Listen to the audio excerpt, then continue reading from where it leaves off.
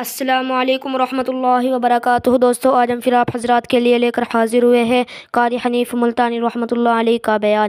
بہت خوبصورت بیان ہے، آپ حضرات سے گزارش ہے اس بیان کو آخر تک سنتے رہیے۔ بیان اچھا لگے تو ویڈیو کو لائک کرے اور ہمارے چینل پر نئے ہو تو ہمارے چینل حافظ شاہ ریئیکشن کو بھی سبسکرائب کرے، جزاک اللہ۔ تو چلیے آج کا یہ بیان شروع کرتے ہیں۔ کہ کسی پہاڑ کی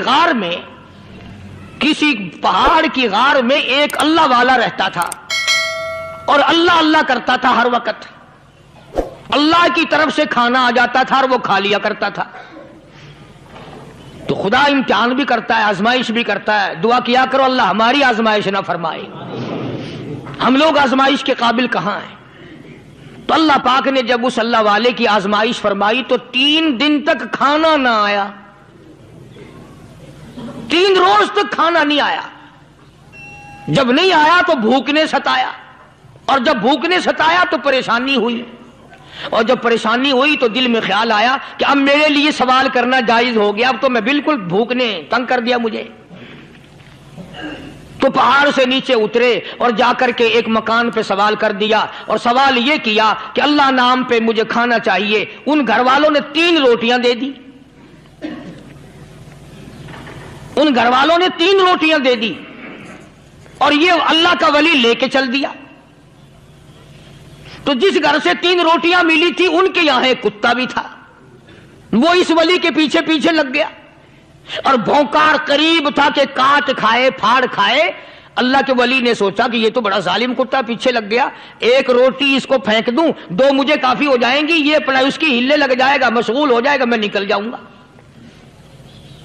یہ کتاب کی بات ہے، حدیث کی نہیں۔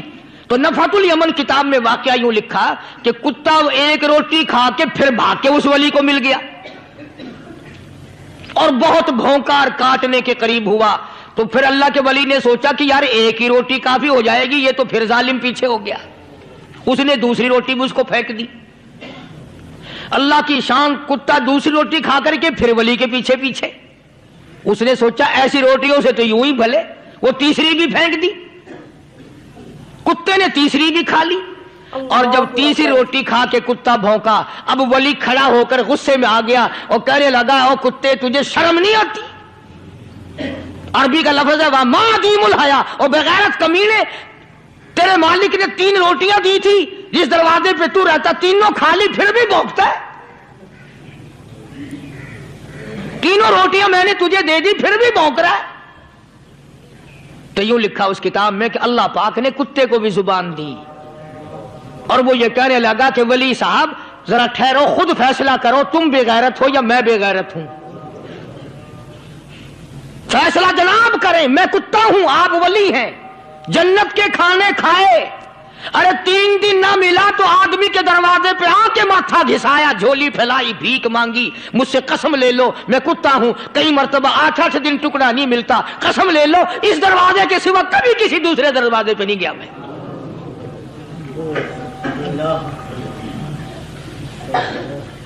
تجربہ کر لو، 3 دن کتے کو ٹکڑا ڈالو، 4تھے دن دم ہلا کر تمہارے پاؤں میں لٹے گا۔ ساری عمر گزر گئی اس مالک کا دیا ہوا کھاتے ہوئے پیتے ہوئے، آج بھی تجھے اس مالک کا دروازہ سمجھ نہیں آیا۔ پانی وہ پلاتا والذی ہوا یطعمنی ویسقین وَإِذَا مَرِضْتُ فَهُوَ يَشْفِينِ۔ کتنا کھلاتا ہے، کتنے اعلیٰ درجے کے کھانے کھلاتا ہے، طرح طرح کے کھانے کھلاتا ہے۔ پالا اس نے، سنبھالا اس نے، زندگی اس نے دی، اولاد اس نے دی، خوبصورت بیوی اس نے دی، گھر آباد اس نے کیا۔ تھوڑی سی پریشانی آ گئی، اب جا کے قبر کے سامنے جھکا کھڑا ہے، اس مالک سے میرا کام نہیں چلا، او 4 گز زمین میں پڑنے والے ہیں، تو میری حاجت روائی کر دے۔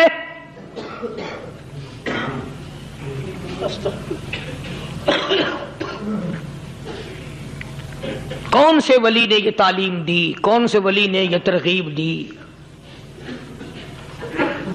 خواجہ قطبالدین بختیار کاکی رحمت اللہ علیہ بابا فرید الدین شکرگنج رحمت اللہ علیہ کا پیر ہے. اتنے اللہ والے لوگ تھے، اتنے اللہ والے لوگ تھے. خواجہ قطب الدین بختیار کاکی رحمت اللہ علیہ کا آخری وقت دلی شہر میں آ گیا. نہ دولت تھی، نہ کوٹھی تھی، نہ بنگلہ تھا، فقیری. ہائے ہائے، عجیب بادشاہت ہوتی ہے ان لوگوں کی. بادشاہ ان کے دروازوں پہ آیا کرتے تھے. خواجہ ابو الحسن خرقانی رحمت اللہ علیہ بزرگ گزرے ہیں. محمود غزنوی کا زمانہ ہے. محمود غزنوی مرحوم بادشاہ نیک آدمی تھا. خواجہ ابو الحسن خرقانی رحمت اللہ علیہ کی خدمت میں آیا اور حضرت نے یوں پوچھ لیا، فرمایا محمود 2-4 دن پہلے بھی تو سنا تھا کہ تم ادھر آئے ہو، مجھ سے مل کے نہیں گئے؟ تو کہنے لگا حضرت سرکاری دورے پہ آیا تھا، سرکاری دورے کی لپیٹ میں اللہ والے کی زیارت کو بے ادبی سمجھتا ہوں. اللہ والے کی زیارت کرنے آؤں، کام کوئی اور لے کر آؤں اور اللہ والے کی زیارت کروں؟ میرے نزدیک یہ بے ادبی ہے. فرمایا آج ارادہ کر کے آئے ہو؟ کہ جی ہاں ارادہ کر کے آیا ہوں.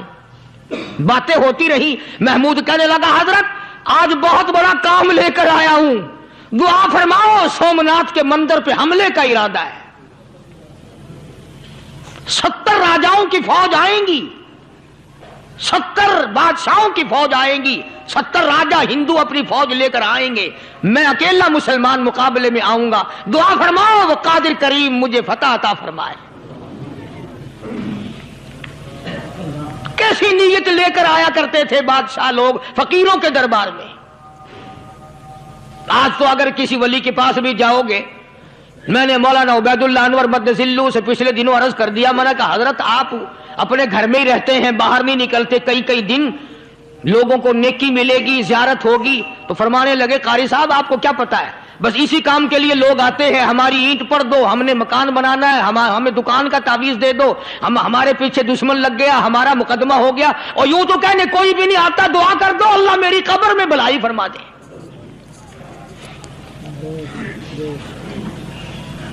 تو محمود غزنوی نے خواجہ ابو الحسن خرقانی سے درخواست کی کہ آپ دعا فرمائیں. اللہ والے نے دعا بھی فرمائی اور اپنا مسلح دے دیا. یوں فرمایا محمود جب مشکل وقت آ جائے اس مسلح پہ کھڑے ہو کر 2 رکعت نماز ادا کرنا. پتا چلا کہ اللہ کی مدد جو ہے وہ نماز کے ساتھ ہے. میں تمہیں بھی بتاتا ہوں، ولی تو میں نہیں. جب بھی کوئی پریشانی آئے، جب بھی کوئی تکلیف آئے، فرمایا استعینوا بالصبر والصلاۃ، نماز پڑھو انشاءاللہ آسانی ہوگی. صبر کر، نماز پڑھ. ان اللہ مع الصابرین،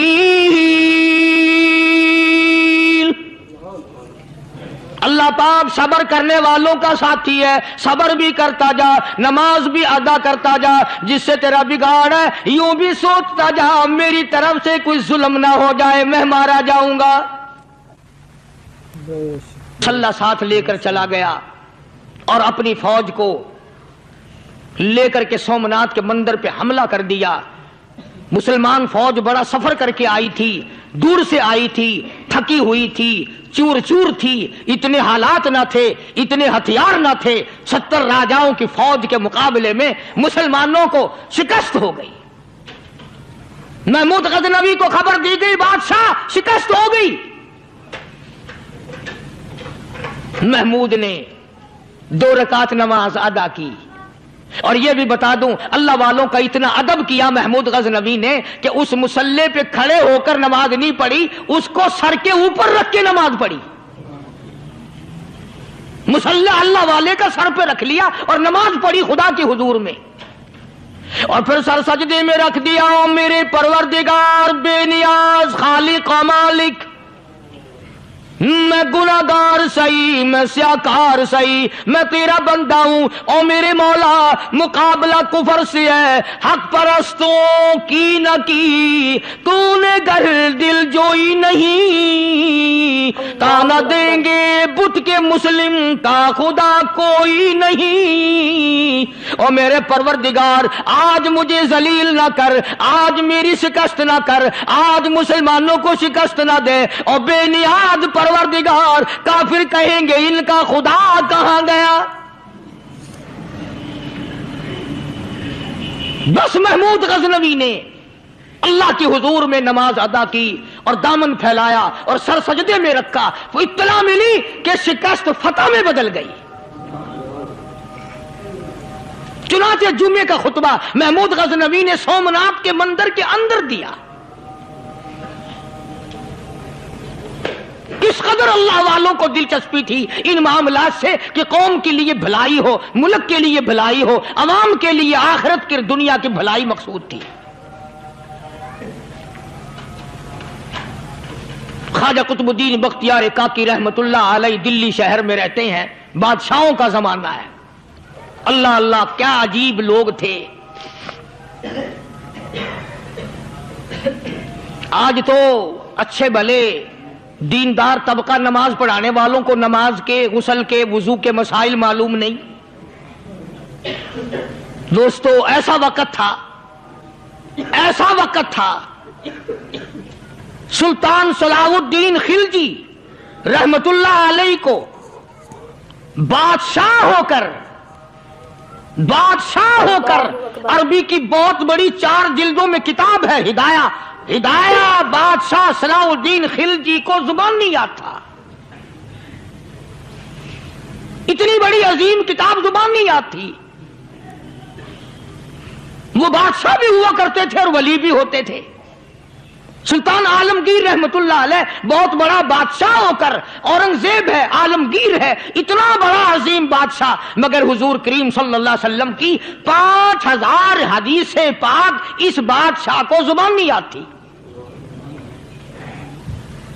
और कुरान का हाफिज था, कुरान का कारी था, कुरान का आलिम था, कुरान का मुफस्सिर था,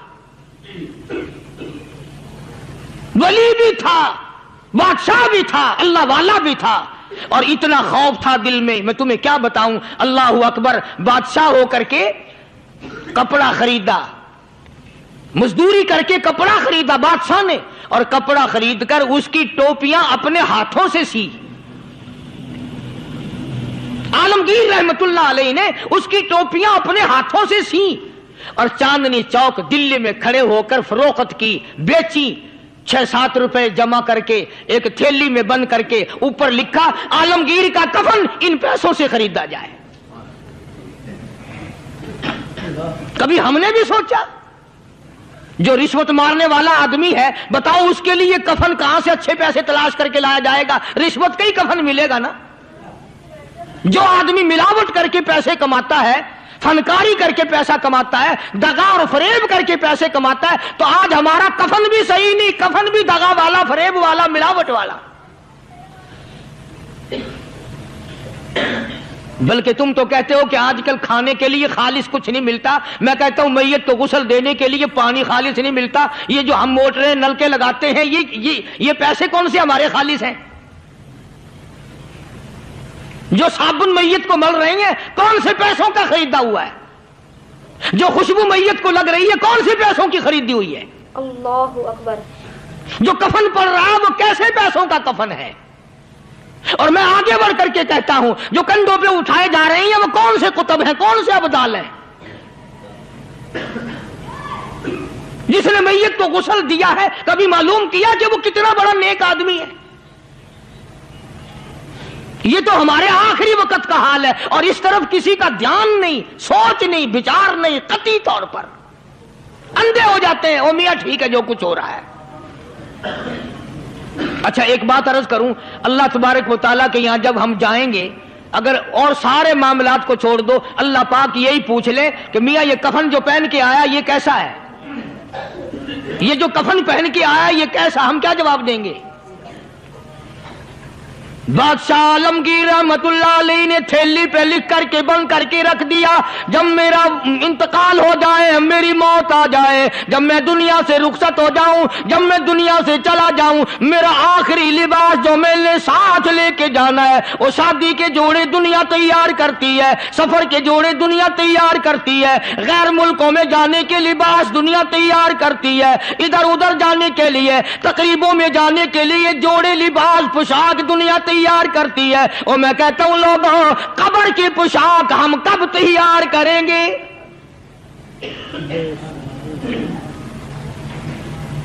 आलमगीर रहमतुल्लाह अलैह ने खुद अपने कफन का इंतजाम करके रख दिया। अल्लाहु अकबर। हमारे घरों में तो अगर कफन का जिक्र करो तो घर वाले भी मुंह बनाएंगे, छोड़ो तुमने कफन की बातें बनानी शुरू कर दी अभी से ही। और एक और अर्ज करूं, कफन भी मुकद्दर वालों को मिलता, कईयों को मिलता ही नहीं। कफन नहीं मिलता, कब्र नहीं मिलती, नमाज जनाजा नहीं मिलती, गुस्ल नसीब नहीं होता। मुकद्दरी सौदे हैं, ना ये दौलत से बात बनती है और ना ये इख्तिदार से बात बनती है और ना ये सरमाए से बात बनती है। ये तो तकदीरों के मसले हैं जो मालिक ने अपने हाथ में रखा है। जनाब रसूल करीम सब कह दो सल्लल्लाहु अलैहि वसल्लम के सगे चचा अल्लाहु गनी जंगे ओहद है, इमामुल अंबिया महबूब किबरिया हजरत मोहम्मद मुस्तफा सल्लल्लाहु ताला अलैहि वसल्लम को खबर दी गई, आपकी हालत भी जख्मी है, आपका चेहरा अनवर जख्मी हो गया, आपके चेहरे में खोद जो सर पे ओढ़ रखा था उसके हल्के कड़ियां चेहरे अनवर के अंदर चली गई, निकलती नहीं, निकालना चाहते हैं, निकलती नहीं, निकालने की कोशिश करते हैं। अबू बैदा बिन जर्राह रज़ियल्लाहु ताला अन्हु ने दांतों में पकड़ कर वो हल्का जंजीर वाला फेंक लिया।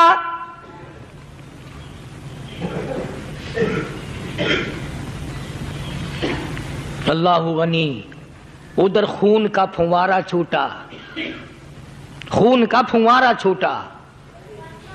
अल्लाह अर्शे इलाही से आवाज आई, जिब्रील। पर झपकने के बराबर जिब्रील सारी दुनिया का निजाम तय कर सकता है। तवज्जो, अल्लाह ने आवाज दी, जिब्रील। अर्ज किया, हुजूर। फरमाया, याद रख, अगर मेरे महबूब का खून जमीन पे गिर गया तो फिर तू जिब्रील का आएगा। सिदरतुल मुंतहा से सेकंड तो बड़ी चीज होती है, पल झपकने से पहले जिब्रील ने आकर उस खून को संभाला है। अल्लाहु अकबर। इतनी अजमत है सरकार मदीना सल्लल्लाहु अलैहि वसल्लम की, अल्लाह तबारक व तआला के यहां और हर पैगंबर की। इब्राहिम अलैहिस्सलातु वस्सलाम को वक़्त के बादशाह ने मंजनीक में बिठाकर यूं आग में फेंक दिया, उस मिंजनीक में से, पंगूड़े में से खलील निकल चुका। आवाज आई, जिब्रील। जवाब मिला, हुजूर, कि मेरा खलील को क्या हुआ? हजरत जिब्रील को हुक्म हुआ, याद रख, अगर खलील का एक बाल भी जल गया तो तू जिब्रील किस काम का? अल्लाह तबारक व तआला के फरिश्ते ने पहले पहुंचकर आग पे पर बिछा दिए।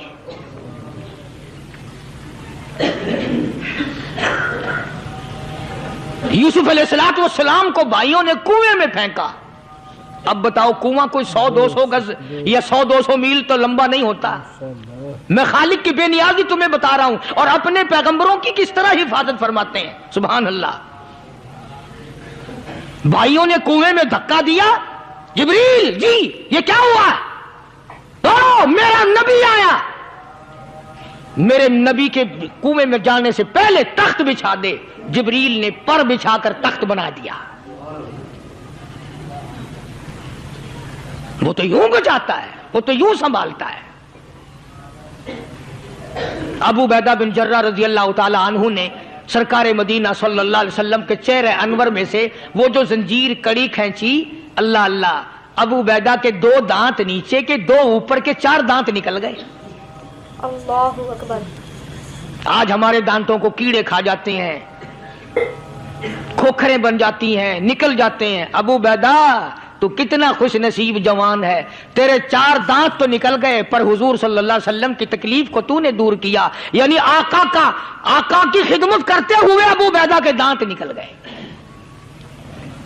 ادھر اپنی تکلیف ہے، ادھر پتا چلا کالی کملی والے صلی اللہ تعالی علیہ وسلم تیرے چچا کا حال ٹھیک نہیں۔ صلی اللہ علیہ وسلم بڑا صدمہ پہنچا، بڑا رنج پہنچا۔ ایک بات کرتا ہوں، توجہ کر کے لکھ کے لے جاؤ، کام آئے گی، بیٹیوں کو بتاؤ، بہنوں کو بتاؤ۔ سرکار کی نظر پڑی، سرکار کی نظر پڑی حضرت صفیہ رضی اللہ تعالی عنہ، حضور کی بوا، حضور کی پھوپھی، حضرت زبیر رضی اللہ تعالی عنہ کی اماں، امیر حمزہ رضی اللہ تعالی عنہ کی بہن دوڑی دوڑی آتی ہے۔ پتا چلا نا مدینے میں کہ بھائی کا حال ٹھیک نہیں، شہید کر دیا گیا، عورت ذات دوڑی دوڑی آئی۔ حضور نے فرمایا زبیر کون عورت ہے، جا کے روکو، لاش کا حال ٹھیک نہیں، کپڑے پھاڑے گی، جزا فضا کرے گی، میں نے سنا ہے لاش کا حال ٹھیک نہیں ہے۔ حضرت زبیر نے آ کے روکا، قریب آ کر پہچان لیا حضرت زبیر کی اماں تھی۔ انہوں نے کہا اماں اجازت نہیں، آگے نہ جاؤ۔ حضرت صفیہ عرب کی تکڑی مائی، مارا غصہ زبیر کو، اوپر پھینک دیا، کہنے لگے ہاتھ ایک طرف، میں اپنے بھائی کو دیکھنے نہ جاؤں۔ زبیر کو تو مکہ مار کے پرے پھینک دیا۔ اور لوگوں توجہ کرو، غلام آپ بھی بنتے ہیں، غلام میں بھی بنتا ہوں، خدا کی قسم ٹائم پہ غلامی کا پتہ چلتا ہے۔ پھر زبیر کہنے لگا اماں حضور نے منع فرمایا، آگے نہ جا، حضور نے منع فرمایا۔ خدا کی قسم ذمہ داری سے کہتا ہوں، علماء نے لکھا ہے حضرت صفیہ نے جو پیر قدم آگے رکھنے کے لیے اٹھایا ہوا تھا وہ آگے نہیں رکھا، پیچھے ہٹ کے رکھا ہے، میرے نبی کے فرمان کے خلاف نہ ہو جائے، میرے نبی کے ارشاد کے خلاف نہ ہو جائے، اگر خلاف ہو گیا تو میں ماری جاؤں گی۔ اور وہیں رک گئی، کہنے لگی او زبیر بیٹے جاؤ، میرے محبوب سرکار مدینہ صلی اللہ تعالی علیہ وسلم سے جا کے کہو میں نے لاش کا حال سن لیا ہے، مجھے سب کچھ پتا چل گیا ہے، جا کے کہو بے شک میں عورت ہوں لیکن گھبراؤں گی نہیں، جب سے میں نے تیرا کلمہ پڑھا ہے میں نے صبر کرنا بھی سیکھ لیا ہے۔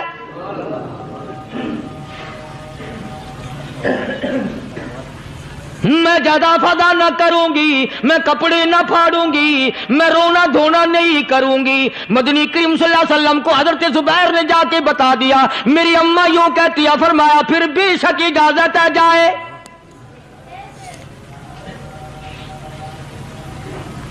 آج کی کوئی مائی ہوتی اتنا حال دیکھ کر بھائی کا نہ جانے ہارٹ فیل ہو جاتا۔ صفیہ نے آ کے دیکھا اپنے بھائی سیدنا امیر حمزہ کے دونوں کان نہیں، ناک نہیں، لب نہیں، 11 ٹکڑے ہوئے پڑے، روتی نہیں، گھبراتی نہیں، دھڑام سے گرتی نہیں، چہرہ نہیں پیٹتی، ماتم نہیں کرتی، کھڑی ہو گئی، کہنے لگی او میرے پروردگار میرے بھائی کی قربانی قبول فرما، اللہ اکبر، میرے بھائی کی قربانی کے صدقے میں میرا بھی بیڑا پار کر دے۔ اور خبر تو مل گئی تھی نا کہ کپڑے بھی اتار کر لے گئے، بغل میں سے 2 چادریں نکالی ہیں، بغل میں سے 2 چادریں نکالی کہ میرے بھائی کو کفن دے دینا۔ یوں جو نظر پڑی ایک انصاری نوجوان رضی اللہ تعالی عنہ، وہ بھی ننگا پڑا ہے، کافر اس کو بھی شہید کر کے گر گئے۔ مسلمانوں ذرا اندازہ لگاؤ، یہ بھی مسلمان تھے، یہ بھی نبی کے عاشق تھے، یہ بھی دیوانے تھے، ایسے وقت میں بھلا ایسی بات کس کو سوجھے؟ ماں جایا بھائی ہو، سگا بھائی ہو، اچھی محبت اور تعلق ہو بہن بھائی کا، اور سید الشہداء حضور نے فرمایا ہو وہ ننگا پڑا ہے، 11 ٹکڑے ہوئے پڑے ہیں، ایسے وقت میں ایسی بات کون سوچے؟ صفیہ کہنے لگی لوگو ایک چادر اس بھائی کو دو جو میری ماں کے پیٹ سے پیدا ہوا، ایک چادر اس بھائی کو دو جو محمد کے کلمے نے میرا بھائی بنا دیا ہے، جو میرے نبی نے کے کلمے نے میرا بھائی بنا دیا ہے۔ کل قیامت میں خدا یہ نہ فرما دے صفیہ کفن دینے آئی، خیرات دینے آئی تو اپنے کو دے کے چلی گئی۔ اب ان میں ایک چادر ہے چھوٹی اور ایک ہے بڑی، پھر کہنے لگی میری چادریں واپس کر دو، ایسا نہ ہو میرے بھائی کو بڑی مل جائے دوسرے بھائی کو چھوٹی مل جائے، اللہ پاک کل یہ نہ فرما دے اگر کفن دینے بھی آئی تو اپنے کو بڑی دوسرے کو چھوٹی، یہ اللہ کی رضا والا تو کام نہیں۔ قرآن اندازی کی، سگے بھائی سیدنا امیر حمزہ رضی اللہ تعالیٰ عنہ کے حصے میں چھوٹی چادر آئی اور اس انصاری جوان کے حصے میں بڑی چادر آ گئی۔ چنانچہ جب محمد عربی صلی اللہ تعالیٰ علیہ وسلم تشریف لائے تو حضور کو اتنا صدمہ پہنچا، میری مستقل کیسٹ ہے سیدنا امیر حمزہ رضی اللہ تعالیٰ عنہ کے عنوان پر، آپ لوگ اسے خرید کے سنیں۔ تم بھی کہتے ہو کہ ہم نے اسلام کی بڑی خدمت کی، ہم نے قرآن کی بڑی خدمت کی، ہم نے علماء اور طالب علموں کی بڑی خدمت کی، ہم نے مسجد اور مدرسوں کی بڑی خدمت کی۔ میں یہ کہتا ہوں آؤ دیکھو تو صحیح کہ ان حضرات نے کہاں تک قربانیاں دی ہیں۔ حضور نبی کریم صلی اللہ تعالی علیہ وسلم جب اپنے پیارے چچا کی لاش پہ آئے، چہرے پہ نظر پڑی دونوں لب نہیں، کالی کملی والے صلی اللہ تعالی علیہ وسلم نے منہ میں جھانک کر دیکھا تو زبان نہیں، ذرا نیچے کو نظر کی پیٹ میں جگر اور کلیجہ نہیں، دونوں ہاتھ نہیں دونوں کان نہیں۔ یہ حال دیکھ کر حضور صلی اللہ علیہ وسلم کو چکر آ گیا، زمین پہ تشریف فرما ہو گئے، اور پھر بلکہ یہاں تک لکھا ہے کہ آپ نے یوں فرمایا او میرے مالک اگر صفیہ مائی میری بوا پھوپھی یہاں نہ ہوتی تو میں یہ ٹکڑے بھی نہ اٹھاتا، اگر تو یوں ہی راضی ہے تو میں بھی یوں ہی راضی ہوں۔ اور پھر جب ان ٹکڑوں کو جوڑا گیا تو صحابہ نے عرض کیا یا رسول اللہ صلی اللہ تعالی علیہ وسلم، امیر حمزہ قداور آدمی تھا، لمبا تکڑا بہادر آدمی تھا، حالت یہ ہے چادر چھوٹی ہے بھی ایک ہی، اگر سر ڈھانپتے ہیں تو پیر کھل جاتے ہیں، پیر ڈھانپتے ہیں تو سر کھل جاتا ہے۔ حضور نے فرمایا سر کو چھپا دو، پیروں پہ میرے چچا کے درختوں کے پتے ڈال دو۔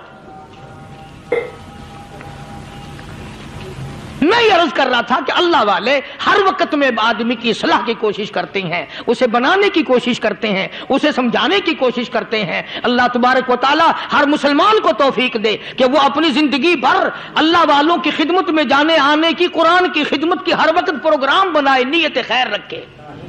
کیوں؟ اس لیے اسی کو کہتا ہے کہ لیے پھرتی ہے بلبل چونچ میں گل، لیے پھرتی ہے بلبل چونچ میں گل، اور ڈھونڈتی ہے شہید ناز کی تربت کہاں ہے، تلاش کرتے ہیں جانور پرندے کہاں پر اللہ کی رحمت برس رہی ہے۔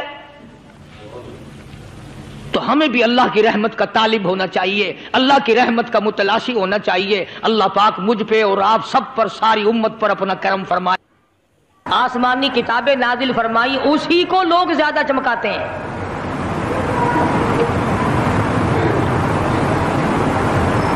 خدا اس بات کو گوارا ہی نہیں کرتا کہ میری طرف سے بغیر میرے اعلان کے کوئی ذرہ برابر اعلان کر سکے۔ وہ کسی قلندر کو، کسی ملنگ کو، کسی کو اختیار نہیں دیتا۔ جن کا خدا جیتا جاگتا حی و قیوم قائم دائم ہے وہ تو ایسا ہے، اور جن کا خدا کبھی پیدا ہوتا ہے کبھی مر جاتا ہے ان کی میں بات نہیں کرتا۔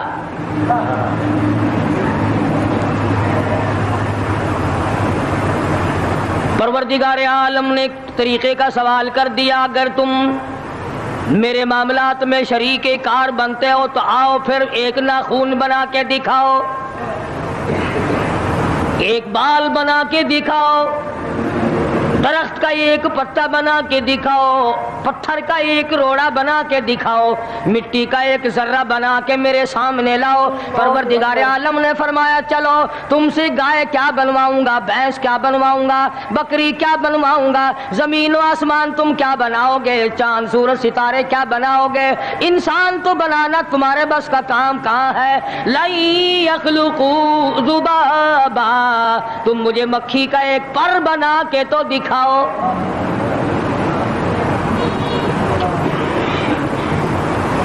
فرمایا جس کے دل میں توحید و ایمان یقین کی دولت جم جاتی ہے، وہ لوگ تو دنیا ہی میں ایمان کا مزہ چکھتے رہتے ہیں، ایمان کی لذت آتی ہے۔ صحابہ اکرام رضوان اللہ تعالی علیہ مجمعین کی جماعت نے دنیائی میں جنت کو دیکھا، جنت کی خوشبو سونگھی، کسی کو جنت کی ہوا لگی، کسی نے جنت کا نقشہ دیکھا، کسی کو جنت کا نظارہ کرا دیا گیا دنیائی میں۔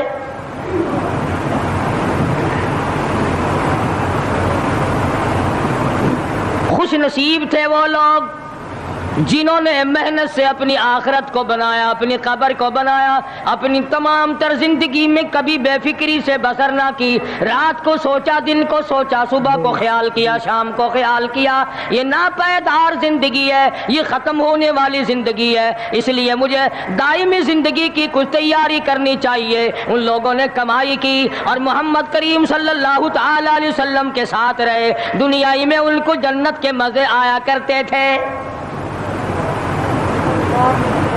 من عمل صالحا من ذکر او انثی۔ دوستو اگر آپ حضرات کو ہمارا یہ بیان اچھا لگا ہو تو ہمارے چینل حافظ شاہ ریاکشن کو بھی سبسکرائب کریں۔ السلام علیکم ورحمۃ اللہ وبرکاتہ۔